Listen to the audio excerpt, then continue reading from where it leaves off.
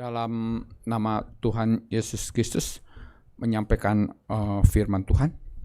Firman Tuhan pada malam hari, pada siang hari ini saya ambil judul yaitu Musa tidak diperkenankan masuk ke tanah Kanaan. Ya, sekalian, kalau kita membaca selewat mengenai masalah judul ini, sungguh miris hati kita, ya. Seorang pemimpin rohani yang begitu besar, Musa, ya, di mana oleh Tuhan disuruh untuk membawa bangsa Israel keluar dari Mesir untuk menuju tanah Kanaan, tapi sampai mendekati batas akhirnya, finish lah, kalau kita anggap finishnya, dia sendiri akhirnya tidak diperbolehkan masuk ke tanah Kanaan. Satu hal yang miris sekali. Kenapa? Tinggal selangkah lagi. Ya, di satu sisi mungkin dilihat dari sudut manusia, yaitu betapa kejamnya Tuhan ini. Ya, tapi kenapa Tuhan lakukan ini? Tentu aja ada pengajaran-pengajaran yang mesti kita ambil dari hal ini. Saya sih melihat betapa Tuhan itu mau mengajarkan sesuatu yang nilai kerohanian yang cukup tinggi, dan hukuman yang Tuhan berikan kepada Musa itu hanya di dunia ini saja. Tetapi pengajaran mengenai masalah kerohanian ini adalah mengenai masalah pengajaran untuk umat Kristen pada akhir zaman, itu masuk ke dalam kerajaan kelak. Ya, betapa Tuhan ingin mengajarkan sesuatu nilai yang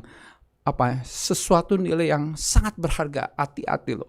Walaupun Musa punya kedudukan tinggi, kalau memang dia punya kesalahan, dia akan mendapatkan satu hukuman pula gitu. Artinya demikian, ya. Nah, pengajaran inilah yang akan menjadi titik berat pembahasan kita pada siang hari ini, ya. Sebelumnya kita akan buka kitab Bilangan pasal 20.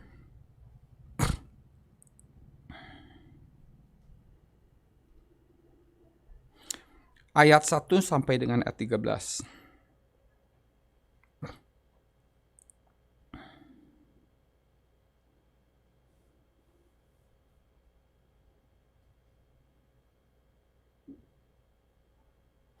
Saya akan bacakan dari ayat 7 aja, ya. Dari ayat 7 sampai dengan ayat yang ke-12. Bilangan pasal 20 ayat 7 sampai ke-12. Tuhan berfirman kepada Musa, "Ambillah tongkatmu itu dan engkau dan Harun kakakmu harus menyuruh umat itu berkumpul. Katakanlah di depan mata mereka kepada bukit batu itu supaya diberi airnya. Demikianlah engkau mengeluarkan air dari bukit batu itu bagi mereka dan memberi minum umat itu serta ternaknya." 9. Lalu Musa mengambil tongkat itu dari hadapan Tuhan seperti yang diperintahkannya kepadanya. Ketika Musa dan Harun telah mengumpulkan jemaat itu di depan bukit batu itu, berkatalah ia kepada mereka, Dengarlah kepadaku, hai orang-orang durhaka. Apakah kami harus mengeluarkan air bagimu dari bukit batu ini? 11. Sesudah itu Musa mengangkat tangannya lalu memukul bukit batu itu dengan tongkatnya 2 kali. Maka keluarlah banyak air sehingga umat itu dan ternak mereka dapat minum. 12. Tetapi Tuhan berfirman kepada Musa dan Harun, "Karena kamu tidak percaya kepadaku dan tidak menghormati kekudusanku di depan mata orang Israel, itu sebabnya kamu tidak akan membawa jemaah ini masuk ke negeri yang akan kuberikan kepadanya." Saudara sekalian, kita sudah baca kesimpulannya terakhir di dalam ayat 12 itu. Musa tidak diperkenan oleh Tuhan untuk masuk ke tanah Kanaan karena proses yang sudah kita baca di atas, ya. Tetapi sebelum masuk ke penjelasan ini, saya ingin menjelaskan satu hal, yaitu kejadian yang sama. Di dalam Alkitab itu ada kejadian yang sama di mana Musa disuruh oleh Tuhan untuk mengeluarkan air dari batu karang tersebut, ya. di padang gurun. So sekalian, yang dicatat di dalam Alkitab pada dasarnya ada dua kejadian yang mirip sekali. Karena apa? Dua-duanya disebut di Meriba. Ya, kita lihat Bilangan pasal 20 ayat 13. Itulah mata air Meriba. Ya, nah, peristiwa yang hampir sama juga kalau kita enggak bisa agak keliru. Makanya saya akan jelaskan ini, yaitu juga di Keluaran 17 ayat 1 sampai ayat 7.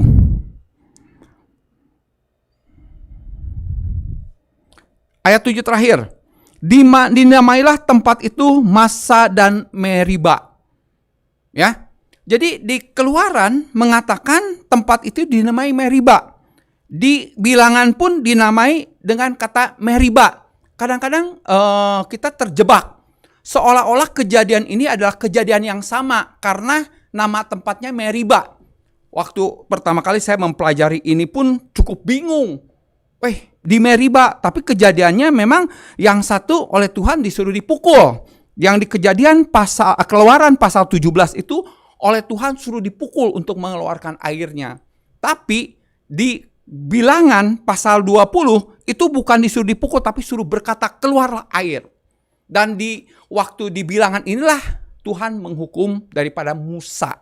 Nah, saya boleh katakan bahwa sebetulnya antara Keluaran 17 dengan Bilangan 20 itu adalah tempat yang berbeda walaupun dikatakan Meriba. Meriba itu hanya dinamai oleh orang Israel yang artinya adalah terjadi pertengkaran. Jadi arti kata Meriba itu bertengkar gitu. Jadi orang Israel menamai tempat itu tempat bertengkarnya kejadian waktu pas mempermasalahkan air. Makanya dua-duanya disebut Meriba. Tapi kalau kita baca di ayat atasnya Keluaran pasal 17 ayat yang pertama. Yang pertama ini kejadian ini terjadi di mana di padang gurun Sin, ya. Itu berkemah mereka di Rafidim. Jadi kejadian sesungguhnya adalah di daerah Gunung Sin di Rafidim. Artinya apa? Mereka waktu itu ada di padang gurun sama seperti Jawa Barat lah. Tapi Jawa Barat tempatnya di mana? Di Cianjur. Gitu. Nah, sedangkan di Bilangan pasal 20 ya. Bilangan pasal 20 di sini dikatakan sama-sama masih di daerah Gunung Sin. Tapi tempatnya yaitu di Kades. Ya. Kalau saudara sekalian membuka peta Alkitab, ini adalah perjalanan bangsa Israel. Kalau Rafidim itu adalah mula-mula pertama kali orang Israel menyeberang Laut Merah. Nah, itulah terjadi awal-awal sekali. Ya, sebelumnya ada kejadian juga air siah di Mara dan di Elim. Tapi untuk minta air ini kejadian yang pertama di Rafidim ini kejadiannya pertama kali orang Israel tuh baru keluar dari Mesir menyeberangi Laut Merah. Nah, Alkitab mencatat kemudian terjadi di Kades. Kades ini kota mau masuk ke Kanaan. Jadi dua tempat yang berbeda. Saya tadi baca buku. Di buku itu diulas kejadian Rafidim dengan di Kades itu berjarak hampir 30 tahun. Ya, saya sih belum meneliti dari mana angka 30 tahun, tapi kira-kira kejadiannya itu 30 tahun. Kejadian pertama dan kedua. Nah, oke lah, itu hanya pengetahuan umum aja, tetapi yang akan kita pelajari hari ini adalah kita kembali ke Bilangan pasal 20, ya. Kenapa hari ini Tuhan menghukum Musa? Di dalam ayat yang ke-8, yang pertama, Tuhan memerintahkan kepada Musa. Tuhan berfirman kepada Musa, ambillah tongkatmu itu. Engkau dan Harun, kakakmu, harus menyuruh umat itu berkumpul. Katakanlah di depan mereka kepada bukit batu itu, supaya diberi airnya. Demikianlah engkau mengeluarkan air bukit batu itu bagi mereka dan memberi minum umat itu serta ternaknya. Jadi perintah Tuhan adalah yang pertama, ambil tongkat. Ya. dan kakakmu Harun dan dia sendiri Musa. Dan kumpulkan umat supaya kejadian ini dilihat oleh semua orang. Ya. Dan katakan, jadi cara mengeluarkan air lewat gunung batu itu adalah dengan mengatakan, keluarlah ya, berikanlah air. Dengan cara demikian. Beda dengan cara yang pertama waktu di Rafidim, yaitu dengan harus memukulkan. Ya, so sekalian, setelah memberikan perintah ini, apa respon daripada Musa? Kita lihat di dalam ayat 9. Di dalam ayat 9 yang pertama tongkat dibawa, ya. Terus Musa dan Harun pun hadir di ayat 10, ya. Jemaat pun dikumpulkan, tapi pada saat itu ada satu hal yang dilakukan oleh Musa. Dia apa? Marah. Dengarkanlah kepadaku, hai orang-orang durhaka. Apakah kami harus mengeluarkan air bagimu dari bukit ini? Ya. Terus di dalam ayat 10.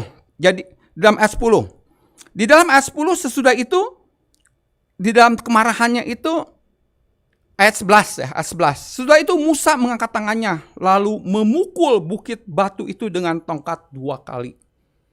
Ya. Jadi itu respon Musa. Jadi tongkat dibawa, Musa hadir, Harun hadir, Musa marah dan dia mengatakan apa kami yang harus mengeluarkan air itu. Dan ditambah dengan memukulkan tongkat itu ke bukit batu tersebut. Terus kan kalau kita lihat ternyata ada poin-poin yang berbeda. Poin-poin berbedanya itu apa? Oleh Tuhan katakan bahwa untuk mengeluarkan cukup dengan berkata saja. Tapi Musa memukulkannya dengan tongkat. Secara selewat, rasanya apa sih kesalahannya? Hanya kesalahan sedikit dari berkata dengan memukul tongkat. Tuhan, kecil dong kesalahannya. Kalau kecil kenapa sih sampai Musa itu, bukankah dia banyak jasanya sampai nggak boleh masuk ke Kanaan gitu. Tapi Alkitab mencatat, kita baca di dalam Bilangan pasal 27 ayat yang ke-14.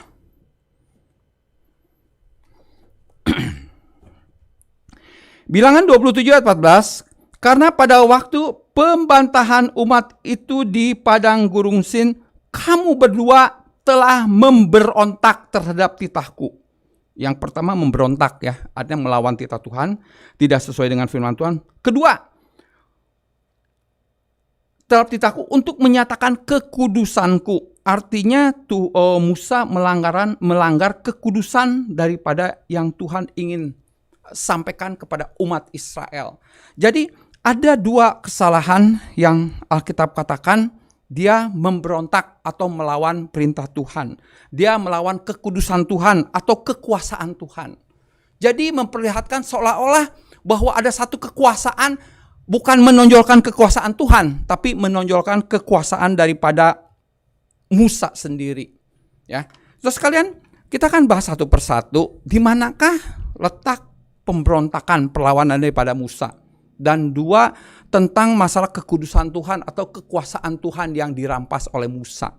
Ya, yang pertama, pengajaran ini adalah yang salah dilakukan oleh Musa adalah Musa melakukan ini adalah dengan amarah. Jadi di tengah amarahnya ini akhirnya dia ya lepas kendali lah sampai akhirnya dia bisa melakukan pemberontakan terhadap Tuhan dan mengurangi kekudusan Tuhan. Kita baca di dalam Mazmur 106.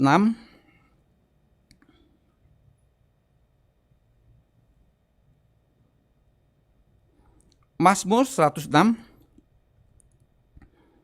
ayat 32-33. Saya bacakan.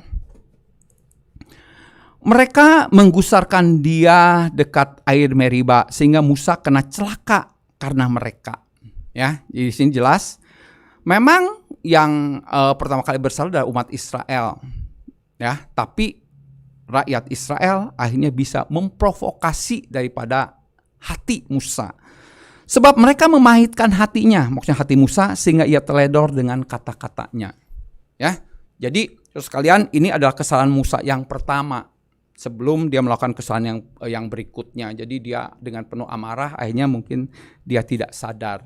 Ya, di tengah ketidaksadarannya inilah dia melakukan dua hal kesalahan berikutnya. Ya, di mana kesalahan itu seperti tadi, ke satu memberontak, kedua melanggar kekudusan Tuhan. Ya. Kita lihat yang pertama. Kita kembali lagi ke Bilangan 20.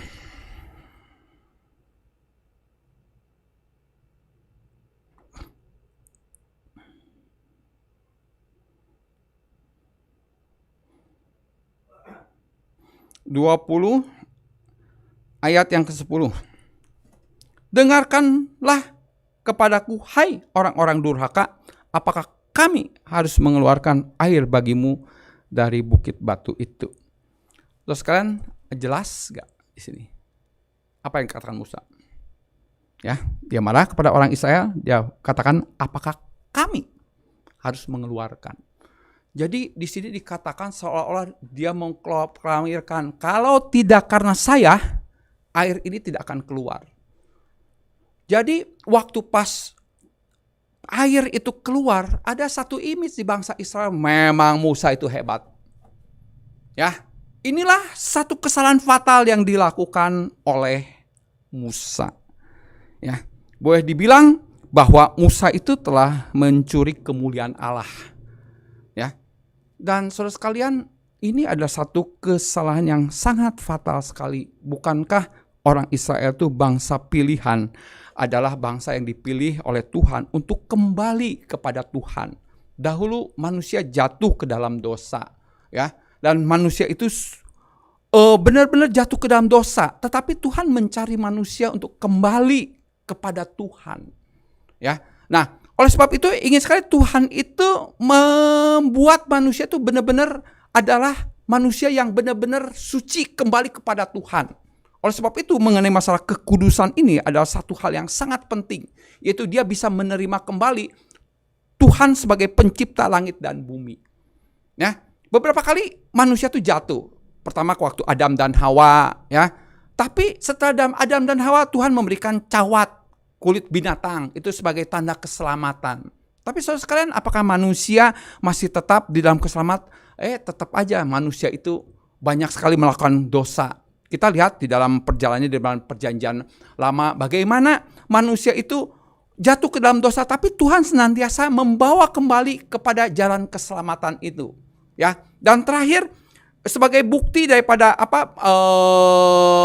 bangsa pilihan, sama Tuhan pun ingin memilih bangsa Israel ini sebagai bangsa pilihan. Tapi justru di tengah jalan ini Musa semacam menaburkan bibit ragi kepada bangsa Israel. Ya, oleh sebab itulah Tuhan menghukum daripada Musa. Terus sekalian, kalau kita baca Tuhan menginginkan sekali, memang di dalam di dalam mengerjakan keselamatan Tuhan memakai orang untuk memimpin bangsa Israel. Tuhan memakai Musa, ya, untuk bapak orang beriman. Tuhan memakai Abraham, Tuhan memakai Ishak, Tuhan memakai Yakub, Tuhan memakai Yusuf, ya. Tetapi bagaimana hari ini adalah sebagai orang-orang pilihan Tuhan itu menjalankan tugas yang Tuhan berikan. Ya, itu supaya bisa memuliakan nama Tuhan. Kita lihat di dalam Yohanes 3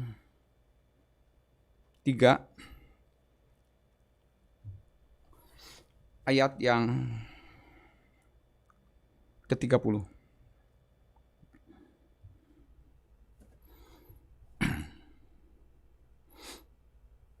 Yohanes 3 ayat 30.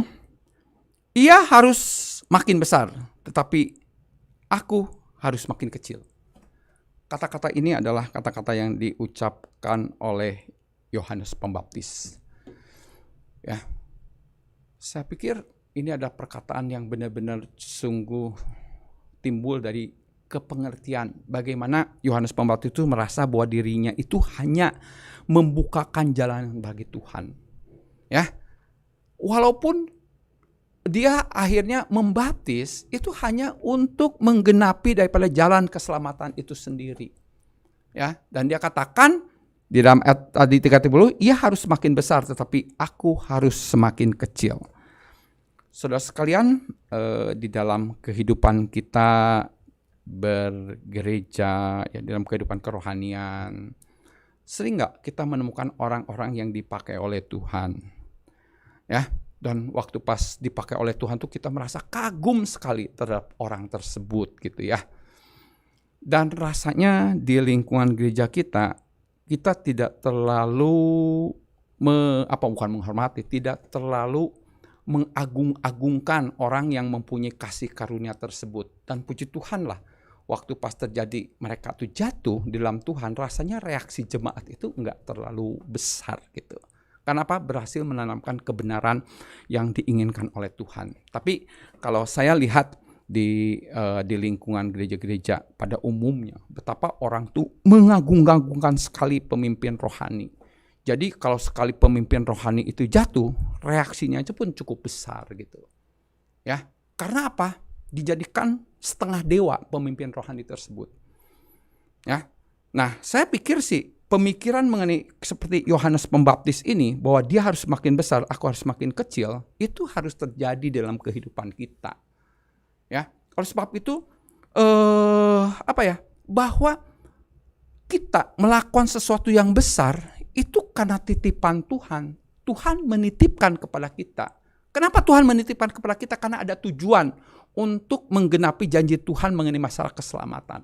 Kenapa sih kita dikasih karunia untuk bisa berkhotbah supaya membukakan mata rohani jemaat, hati jemaat, supaya yang tidak mengenal kebenaran menjadi mengerti manusia kebenaran.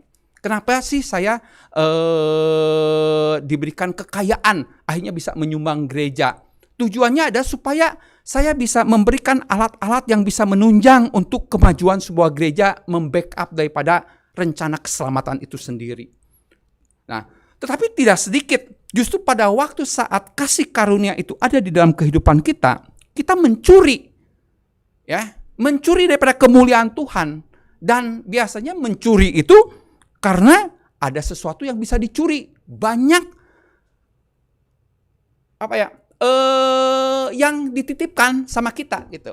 Kalau tidak ada dititipkan, apa yang harus dicuri? Ya. Satu waktu di Cianjur, saya ada satu kejadian cukup menggegarkan ya. Ini orang Kristen loh, orang Kristen ini dipercaya oleh seorang bos di Cianjur untuk pegang keuangan, ya. Kenapa dikasih pegang keuangan dan cukup gede? Karena dia ini perputaran bisnisnya cukup besar. Dan waktu pas mencari bagian bendahara pun, si bos ini pun lihat latar belakangnya, wah keluarganya baik. Terus dia pun orang gereja gitu, orang gereja terkenal sucinya gitu. Sudah tahu nggak? Satu waktu pas diperiksa, ya, dan sebetulnya nggak pernah diperiksa sih.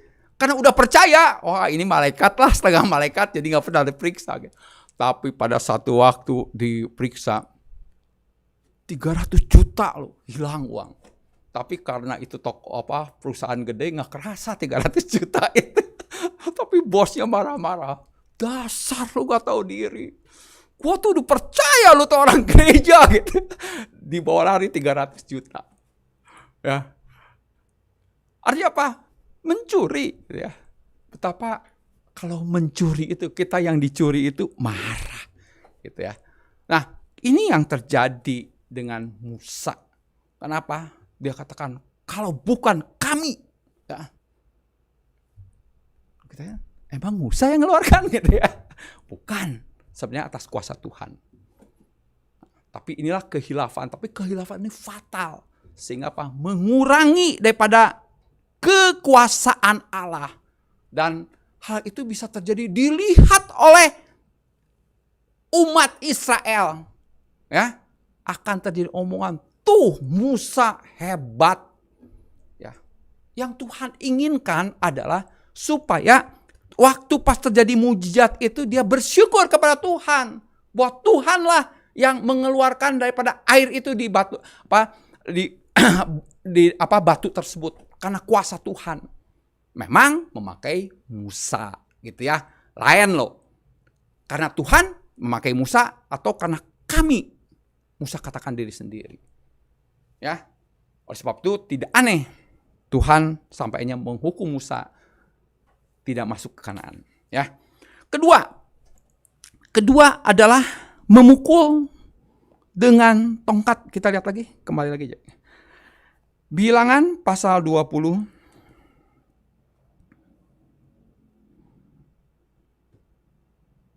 ayat 11. Sesudah itu Musa mengangkat tangannya lalu memukul bukit batu itu dengan tongkatnya 2 kali. Ya.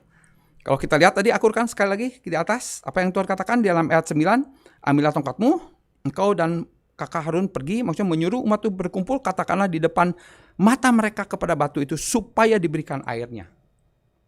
Ya. Terus kalian, di mana ini letak? Mencuri kemuliaan Tuhannya. Ya. Tapi sebelum itu saya ulas dulu. Tadi saya pun membaca satu buku karangan gereja kita mengenai masalah memukul tongkat ini. Ada pengajarannya sih ya, ini di luar konteks ini, tapi saya jelaskan, tapi saya nggak terlalu lama lah. Ada pengertian rohani sih, pengertian rohani, kita buka 1 Korintus 10.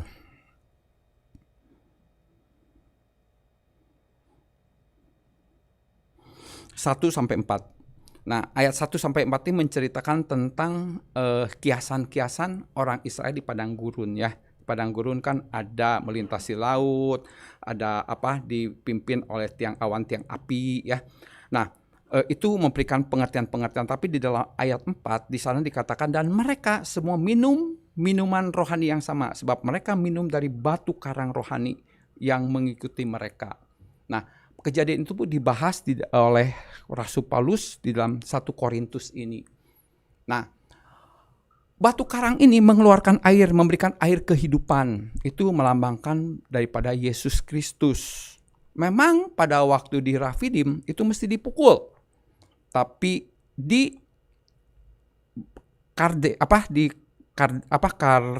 Kardes itu tidak bisa dipukul. Ini menggenapi janji Tuhan, artinya apa? Artinya jalan keselamatan, air minum itu ada keselamatan, air darah yang mengalir pada Tuhan Yesus itu tidak boleh dilakukan 2 kali. Jadi Tuhan menebus dosa kita cuma sekali. Gitu ya. Cuma sekali dengan dipukul. Dipukul itu melambangkan disalib. Tapi yang berikutnya itu bukan dipukul.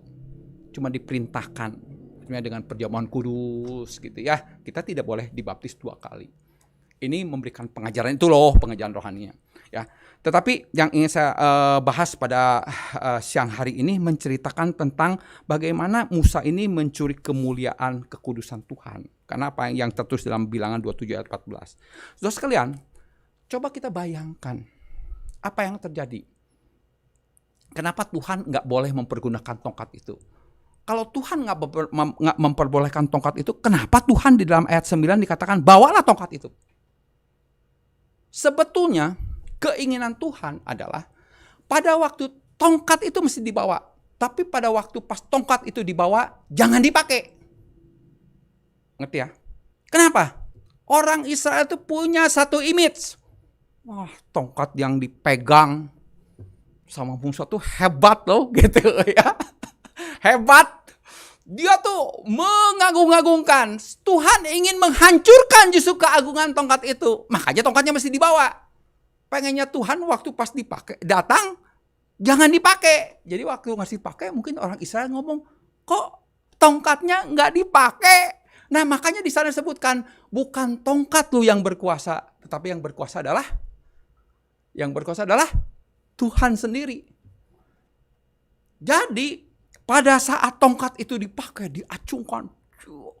Mungkin orang tersebut, tuh lihat tongkatnya. Wah bener eta tongkat dahulu. Waktu pas zaman 10 tulah.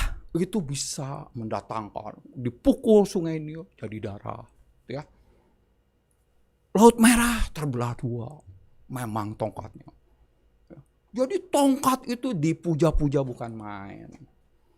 Ya. Tapi sayang justru rencana Tuhan untuk mengembalikan kekudusan Tuhan itu hancur di tangan Musa. Dan akhirnya dia pakai lagi tongkat itu. Ya. Saudara sekalian, di dalam kehidupan kita ya, yang namanya kesadaran sih sadar sih. Kalau andai kata ada pengkhotbah yang bagus, andai katalah saya bagus khotbahnya gitu. Terus kan bilang, itu tadi khotbah kok ya bagus, tapi yang khotbahnya kan memang kok ya dipakai Tuhan, kok ya sekali enggak, 2 kali, 3 kali, 4 kali akan keluar. Oh memang gitu ya. Nanti udah memang sayanya bisa jadi dukun. Ya, terjadi enggak di lingkungan kita? Terjadi. Ya. Saya pikir kalau dengar-dengar zaman-zaman dahulu kala ya, ada pendeta-pendeta, contoh Cianjur. Cianjur terkenal pengusiran setan loh. Dan yang terkenal Diakonis Jamaria. Ya. Untuk beberapa yang kita sadar sih, wah dia dipakai Tuhan tuh. Ada beberapa orang mulai, wah memang dia kalau doa mesti sama dia gitu. Nah ini apa? Timbul di dalam hati itu bukan Tuhan, mesti dia gitu. Ya. Nah ini terjadi di dalam kehidupan kita. Mau nggak mau lah.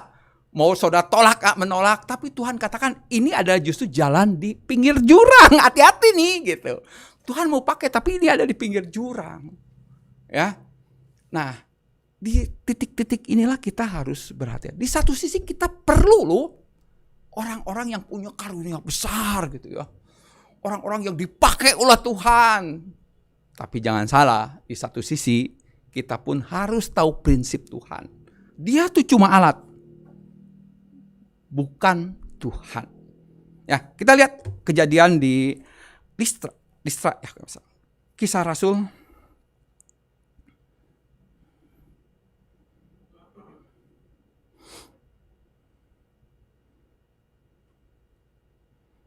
Kisah Rasul 14.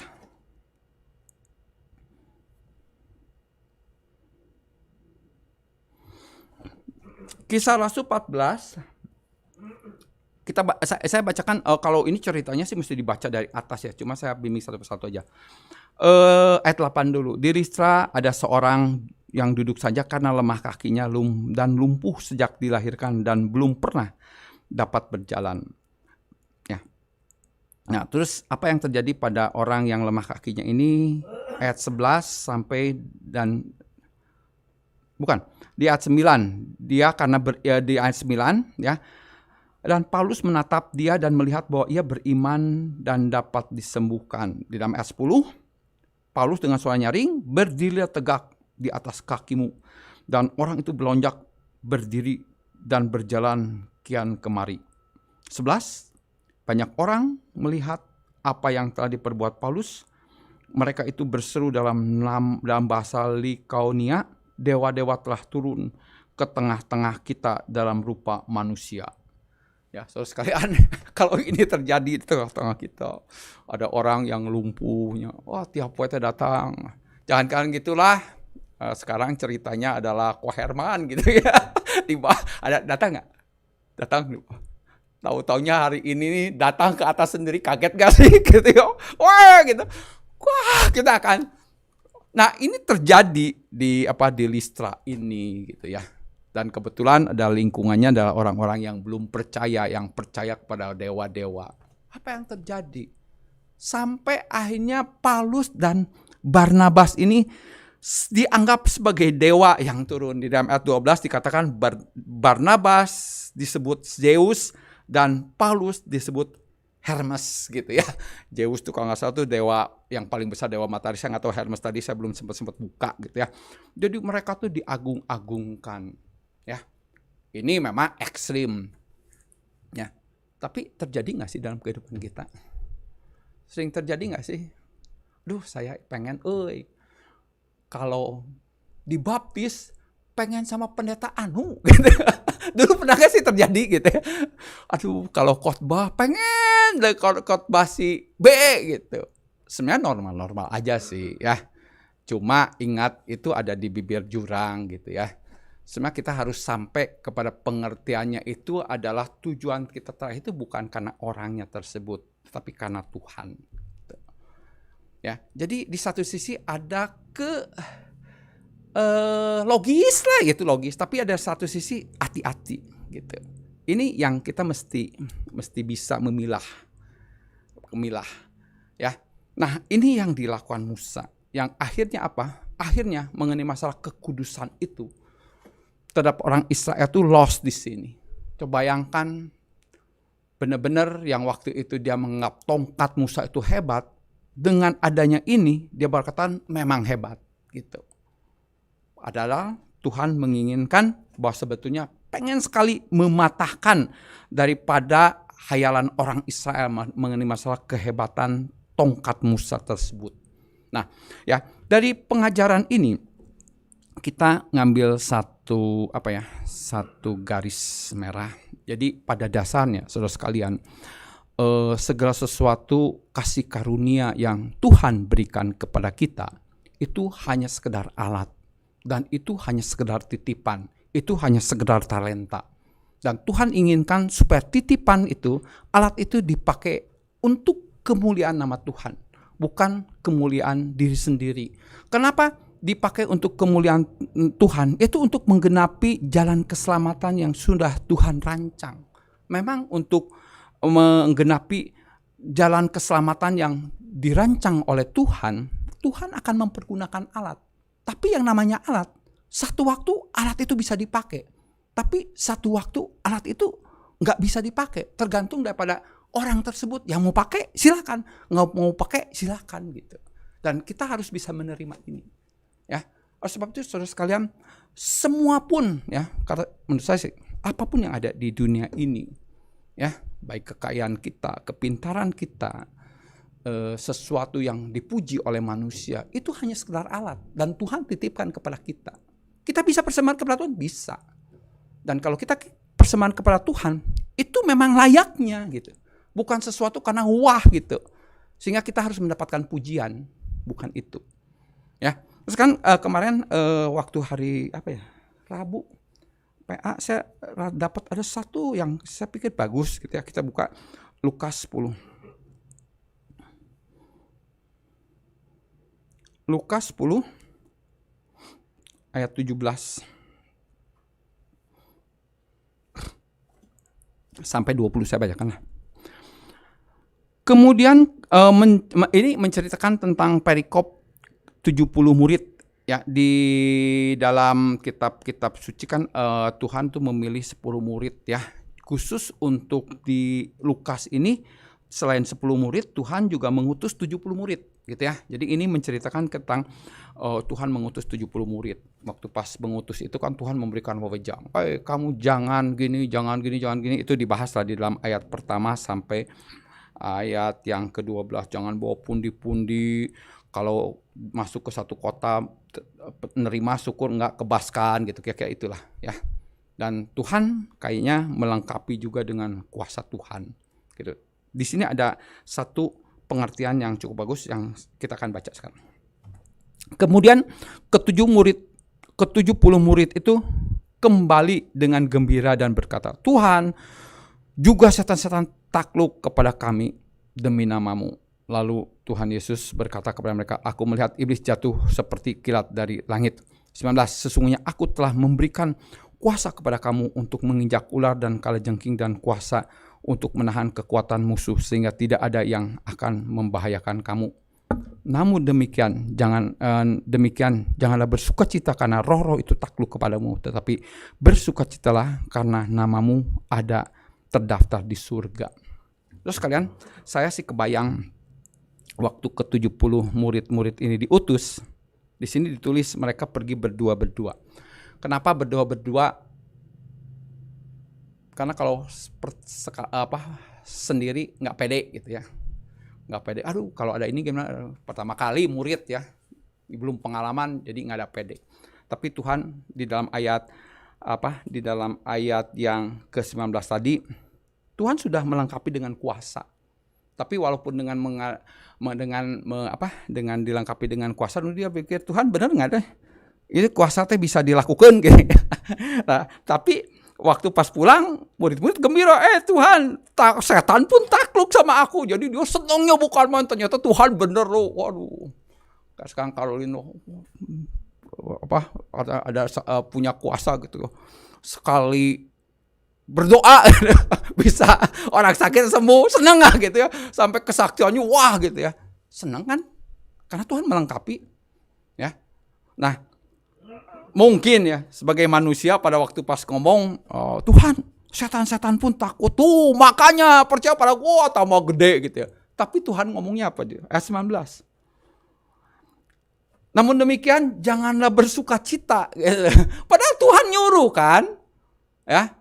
Dan dia gembira sudah menjalankan apa yang Tuhan inginkan gitu. Tapi Tuhan katakan, tong berlebihanlah. Jangan berlebihan dengan sesuatu yang sudah aku lengkapi kepada dirimu mengenai masalah kuasa ini. Kenapa? Kenapa jangan berlebihan? Karena yang terpenting itu kuasa itu dipakai supaya mereka bisa mengenal Tuhan. Dan kamu dipakai oleh Tuhan dan orang bisa berbalik, ya, bertobat kepada Tuhan, mengenal Mesias yang sesungguhnya. Nah, kalau mereka itu bisa mengenal Tuhan, bisa mengenal Mesias, namamu akan tercantum karena engkau melakukan menggenapi janji Tuhan itu. Ya, jadi bukan untuk gagah-gagahan karena saya punya kuasa untuk mengusir setan, bukan itu. Tapi pada dasarnya adalah untuk menggenapi janji Tuhan. Oleh sebab itu Tuhan katakan bersukacita karena namamu dikatakan terdaftar di surga. Ya, sekalian, jadi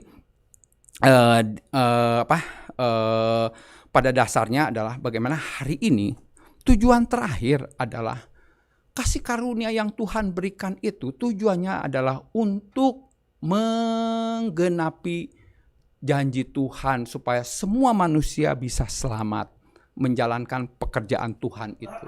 Jadi bukan karena hebatnya. Ya sekarang kalau hari ini kehidupan kita baik di gereja kita ada kata bangunannya bagus, itu bukan sesuatu yang kita banggakan, ya. Wah, paduan suaranya lah bagus, ini bukan sesuatu yang dibanggakan. Itu. Tapi kita mesti bersyukur, mudah-mudahan lewat bangunan itu, lewat paduan suara itu banyak orang yang terbuka hatinya terhadap keselamatan itu. Itulah yang menjadi tujuan Tuhan. Kenapa Tuhan melengkapi kita dengan kasih karunia dan Tuhan memberikan kepada kita.